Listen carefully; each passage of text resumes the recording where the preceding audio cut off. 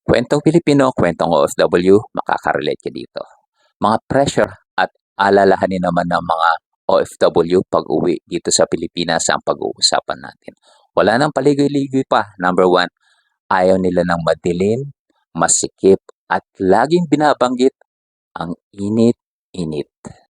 Number two, bartin na bartin sila kapag nakakita sila ng mahabang pila. Mahabang pila sa Jollibee, mahabang pila sa groceries, mahabang pila sa padalahan ng pera, mahabang pila sa bangko. Ito pang kinaiinis nila.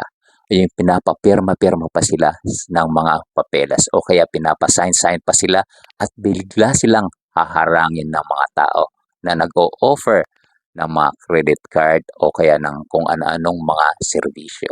Number three, nagiging palais pa sa kanila maski pagtawid-tawid sa kalsada. Lalong-lalo na yung mga matatagal na umuwi dito sa Pilipinas, maski barya, naguguluhan sila.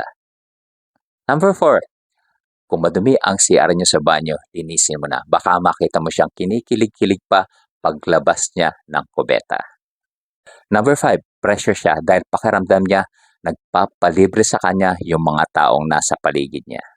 Yan ang ilan sa mga pressure words ng mga OFW pag-uwi dito sa Pilipinas na pakiramdam nila nagpapalibre sa kanila yung mga taong nasa paligid nila na kung tutuusin ay hindi naman pala. Tulad ko noon, pag umuwi ako galing Riyadh, ang pakiramdam ko laging nagpapalibre yung mga barkada ko. Yun pala, makita lang nilang nasa mabuti akong kalagayan ay sapat na sa kanila. Guys, thank you and God bless you all.